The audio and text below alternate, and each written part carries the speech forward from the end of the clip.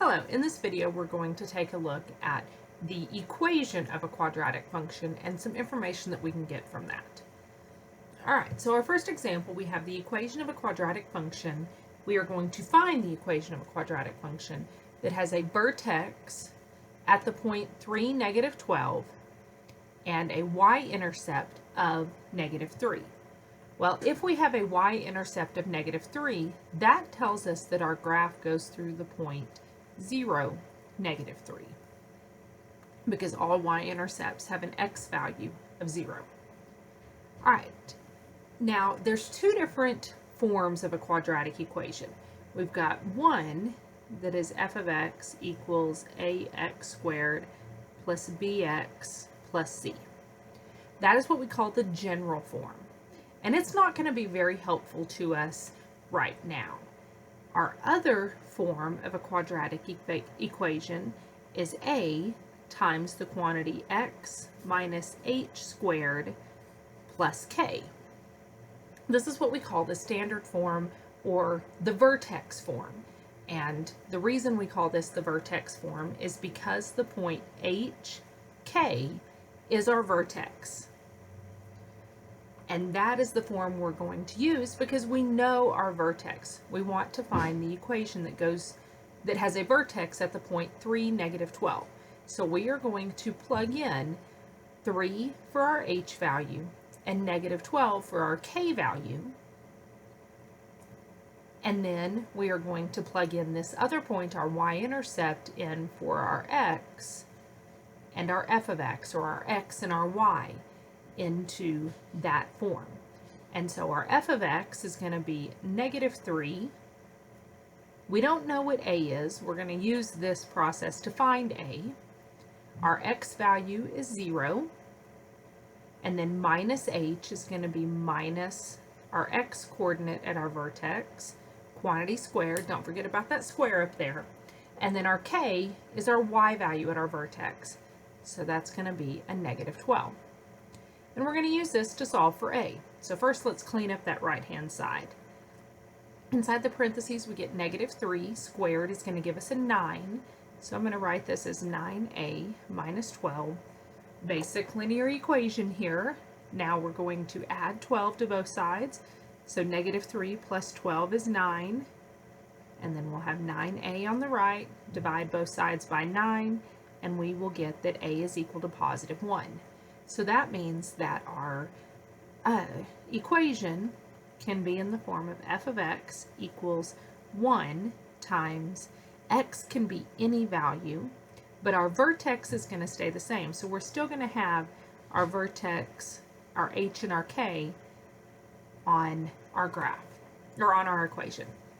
And you can leave it in this form, or you can expand and write it in general form. I would really just suggest just paying attention to what the directions on your problem tell you.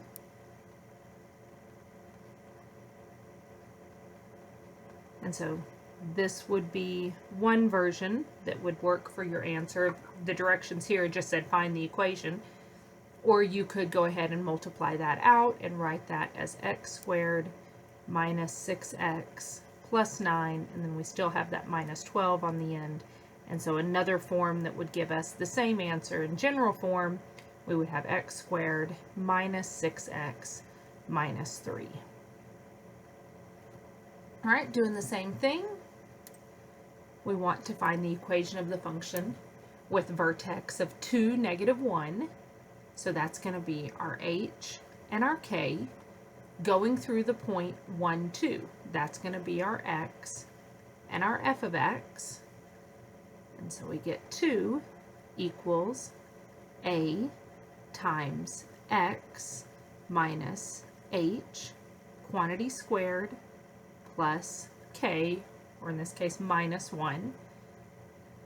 So we get 2 equals a times the quantity 1 minus 2 squared minus 1. So if we clean up that right-hand side, 1 minus 2 is negative 1. Squared is 1. So we just get a minus 1. Add that 1 to both sides, and we get that our a value is 3. So we have f of x equals 3 times x minus our h value of 2, quantity squared, minus 1 for our k, and that would be our standard form. And then just like we saw in the last one, we could multiply that out and get, let's see, x minus 2 quantity squared is going to be x squared minus 4x plus 4. And then we can distribute that 3, and we get 3x squared minus 12x plus 12. Still have that minus 1 on the end, and that gives us a general form of 3x squared minus 12x plus 11 would be another form of that quadratic. All right, other information that we get from our equation is, does our graph have a maximum or a minimum? And we can do this without looking at the graph itself. We can determine whether there's a maximum or a minimum value, because our quadratic we know is going to be one of two things. It's either going to open down or it's going to open up. If it opens down, then that point at the top we call a maximum, and if it opens up, the point at the bottom we call a minimum. It doesn't matter which form we have, both of those points are at the vertex of our parabola. And we know how to find the vertex either by putting it into our vertex form, by completing the square to go from something that looks like our general form to the standard or the HK form. And I do have videos for that if you want to check out my my other videos. Then you can complete the square, or you can use the fact that the vertex is going to be at the point negative b over 2a, f of negative b over 2a, to get you the information you want. So either one of those points is a vertex. So we know we're going to be finding something with the vertex. Now, in order to determine whether it's a maximum or minimum, all we need to know is whether it opens up or down.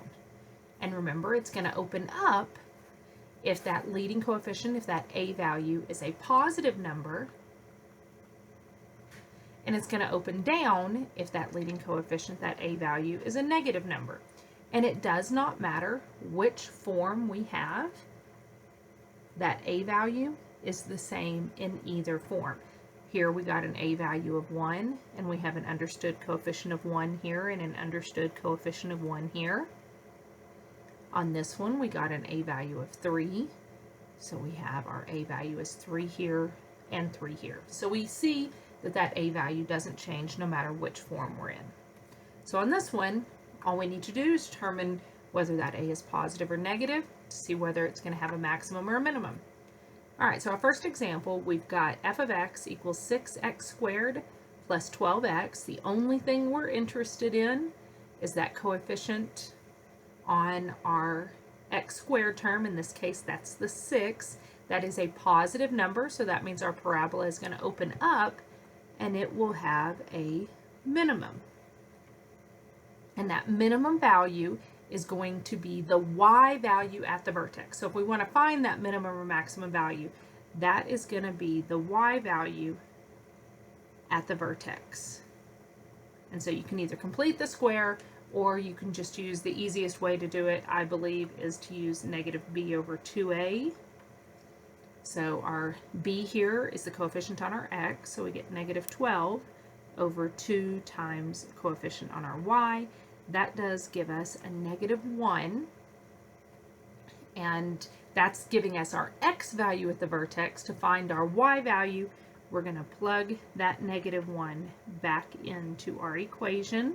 So we get 6 times negative 1 squared plus 12 times negative 1. We do want to square the whole negative 1 there. So negative 1 squared is going to be 1 times 6 is going to be 6. And 12 times negative 1 is negative 12, so that gives us negative 6. So the minimum y value that we see for this function is going to be a negative 6. That also gives us some information on what the range of this function is going to be. If we have a minimum value at -6, we know that our parabola is going to open and go forever up. We know that our range for this function is going to be -6 to infinity with a square bracket on that -6. The problem didn't ask for it, but it's a good little piece of information. All right, our next example, we've got f of x equals -3x squared plus 12x minus 2. So on this one, we're only interested first in the coefficient on our x squared. That is a -3. That means it opens down. And if it opens down, then that vertex is going to give us a maximum value. And then we need to find the y value at the vertex, just like we did the rest of that problem is going to be the same.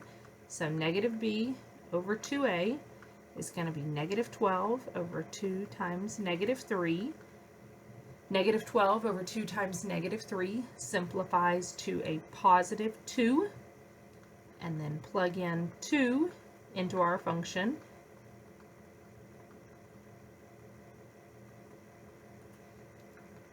So 2 squared is 4 times a -3 is going to give us a -12. 2 times 12 is 24 minus 2. So that's going to be 12 minus 2. We're going to get a maximum value here of 10. And then again, we can use the same type of thing. We have a maximum of 10. It's going to open down. It's going to go forever down. Our range on this is going to be from -infinity to 10 with a square bracket. All right, I'll see you guys next time.